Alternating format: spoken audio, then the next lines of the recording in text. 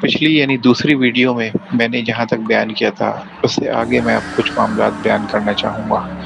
اصل میں میرے بیان کرنے کے انداز میں کچھ جگہوں پہ میں احتیاط کر رہا ہوتا ہوں، اسی لیے ایسا لگتا ہے کہ میں شاید کچھ سوچ کے بول رہا ہوں۔ اصل میں احتیاط کرنی پڑتی ہے کہ کوئی ایسی بات نہ بولی جائے جس کا بولنا مناسب نہیں۔ میں نے فی الحال اپنے روزمرہ کے معمولات پہ توجہ دی، اور پھر اس وقت سے قبل کہ جب وہ حصار ختم ہوتا ہے میں نے دوبارہ مشاہدہ شروع کیا اس لڑکی کا جو اپنی والدہ کے ساتھ آئی تھی۔ میں کچھ وقت نیند کی حالت غنودگی میں چلا گیا اور میں نے دیکھا کہ اصل میں وہ جب اپنے کسی تعلیمی ادارے انسٹیٹیوٹ یا کالج سے آ رہی تھی تو راستے میں اس نے ایک ایسی چیز پہ پاؤں رکھ دیا تھا جو کسی نے کسی مقصد کے تحت پھینکی تھی، اور وہ چیز کوئی مٹی کی بنی ہوئی چیز تھی، کوئی برتن یا کوئی چراغ ٹائپ کی کوئی چیز تھی۔ یہ بات یاد رکھنے کے قابل ہے کہ سحر کا ایک مخصوص وقت ہوتا ہے جس میں وہ اپنی طاقت پکڑتا ہے، اور ایک مخصوص وقت ہوتا ہے جس میں وہ طاقت ہوتا ہے۔ اس وقت جس وقت اس نے پاؤں رکھا اس پر، اس وقت وہ طاقت میں تھی، اور وہ طاقت اس پہ غالب آ گئی اور اسے گھیر لیا۔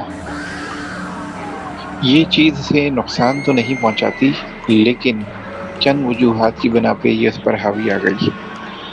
ان میں سے پہلی وجہ یہ تھی کہ اس کو بہت زیادہ نمازوں میں جو ہوتا ہے وہ پاکی کا خیال رکھتا ہے، تو اس نے اپنی وضو یا پاکی کا خیال بھی نہیں رکھا ہوا تھا، جو ایک اہم بات ہے۔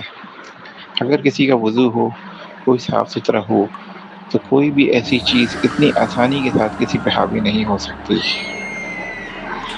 میں نے یہ مشاہدہ کیا کہ وہ اس وقت وضو یا صفائی کے عالم میں نہیں تھی، جس کی وجہ سے اس چیز نے اس پر بآسانی نہ صرف قابو پا لیا بلکہ بآسانی اس پہ حاوی ہو گئی۔ اس مشاہدے کے بعد میں نے یہ کوشش کی کہ وہ چیز جو مجھ سے بات طے کیے بغیر واپس جا چکی ہے اسے دوبارہ سے کسی مناسب ان کے قبیلے کے کسی بڑے کے سامنے لایا جائے تاکہ وہ ایک بات طے کرے اور اس کی جان چھوڑ دے۔ ابھی میں اس کوشش اور اس معاملات میں تھا کہ مجھے مشاہدہ ہوا کہ جس چیز کا علاج کیا گیا تھا وہ بہت ہی زیادہ مشتعل ہو چکی تھی، اور وہ اسے یعنی اس لڑکی کو نقصان پہنچانے کے در پہ تھی۔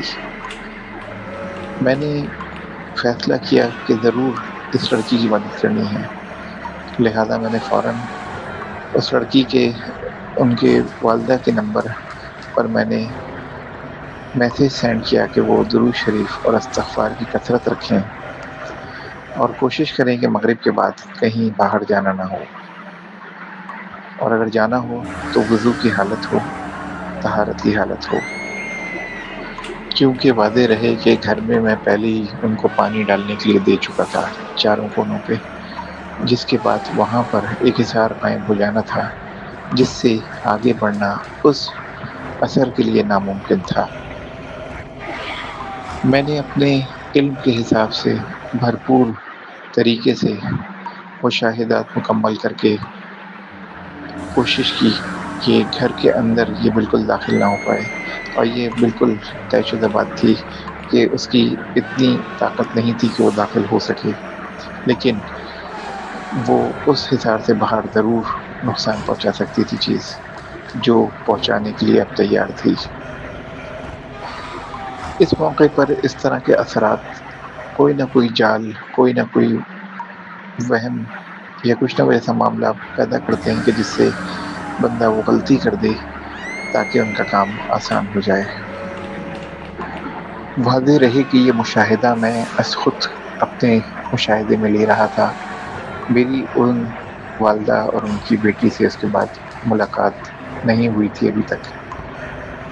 اس مشاہدے میں نے یہ دیکھا یا مجھے علم دیا گیا کہ ان کے پاس کسی شخص کے روپ میں یہ چیز داخل ہو سکتی ہے۔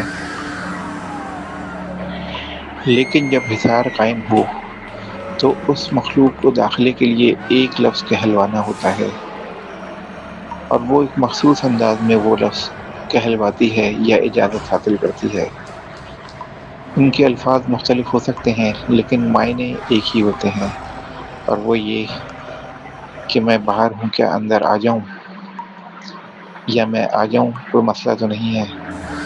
یعنی کوئی بھی ایک اجازت حاصل کرنا، اور یہ بڑی معنی خیز بات ہوتی ہے جو یہ کرتے ہیں۔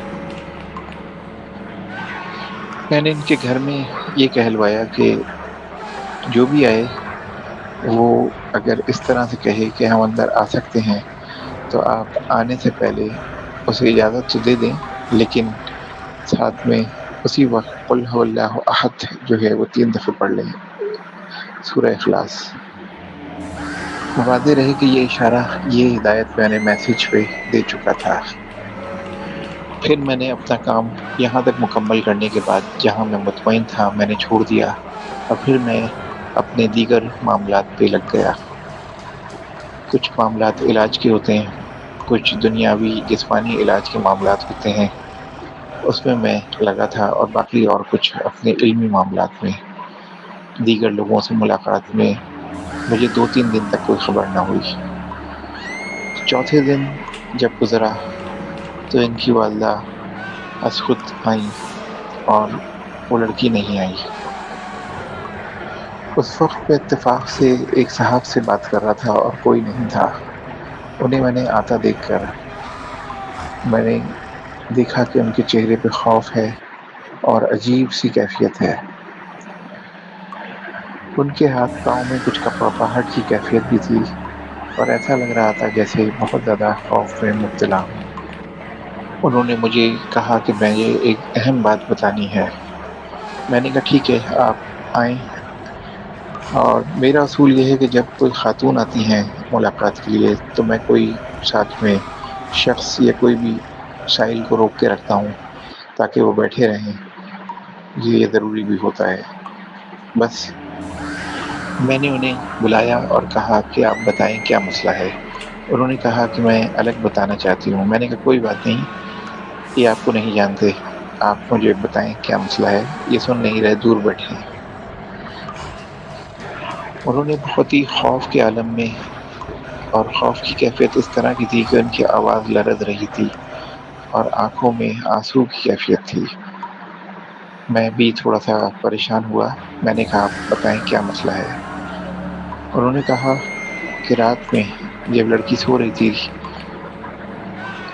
یعنی کہ میرے پاس سے ہو کے آنے کے 3-4 دن کے بعد، تو اس وقت رات میں اچانک سوتے میں وہ اٹھ کر بیٹھ گئی، اور بیٹھ کے آنکھیں نہیں کھولی، لیکن ایک عجیب سی آواز میں جو کہ اس کی اپنی نہیں تھی بولی کہ تم کتنا بھی میرا راستہ روک لو، میں آ چکی ہوں، مجھے راستہ مل چکا ہے۔ انہوں نے بتایا کہ یہ آواز اس کی نہیں تھی، یہ آواز کوئی اور آواز تھی، اور کچھ زیادہ عمر کی آواز تھی۔ میں نے کہا کہ میں نے جو پابندی بتائی تھی وہ انہوں نے کی، اور گھر سے باہر مغرب کے بعد جانا تو نہیں ہوا۔ انہوں نے کہا نہیں، گھر سے باہر جانا نہیں ہوا۔ میں نے کہا ٹھیک ہے، آپ تھوڑا سا انتظار کریں، وہاں بیٹھ جائیں، میں کچھ دیر میں آپ کو بتاتا ہوں۔ میں اپنے جزوی مشاہدے میں گیا، کچھ واضح نہیں ہوا۔ میں نے ان سے کہا کچھ دیر رک جائیں تاکہ مجھے علم کا حصول ہو اور میں مشاہدہ کر سکوں اور آپ سے کچھ سوالات کر سکوں۔ پھر مجھے کچھ سوالات ملے جو میں نے ان سے کیے۔ میں نے ان سے کہا کیا لڑکی چھت پر گئی تھی مغرب کے بعد یا کھلے آسمان کے نیچے؟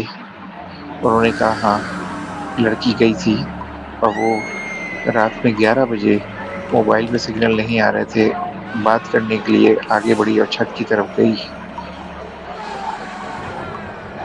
میں نے کہا جب یہ چھت کی طرف گئی اور واپس آئی تو اس نے کوئی شکایت کی آپ سے، کوئی سر کے درد کی یا کچھ گھبراہٹ کی؟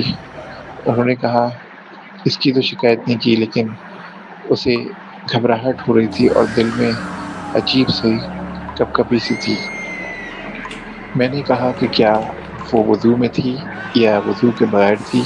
انہوں نے کہا نہیں، مجھے اس کا علم تو نہیں۔ میں نے کہا کہ کیا اس نے وہ وضو کیا تھا جو عشاء کی نماز میں ہوتا ہے یا مغرب کے بعد مغرب میں ہوتا ہے؟ انہوں نے کہا نہیں۔ میں نے کہا کہ بس اسے ایک موقع چاہیے تھا، ایک غلطی کروانی تھی اور وہ غلطی ان سے ہو گئی، اور وہ چیز ان کو کسی بھی طرح سے یہ چھت پہ پہنچ گئی اور وہ چیز ان پر حاوی آ گئی اور وہ انہی کے ذریعے اندر داخل ہو گئی۔ یہ سن کر وہ پریشان تو ہوئی، لیکن انہوں نے کچھ چیزیں اور مجھے ذکر کی۔ یہ معاملہ میں آگے مزید قسط میں بیان کرتا ہوں۔ یہ بہت ہی اہم علاج کا واقعہ ہے، شاید اس سے کچھ لوگ سیکھ اور سمجھ پائیں۔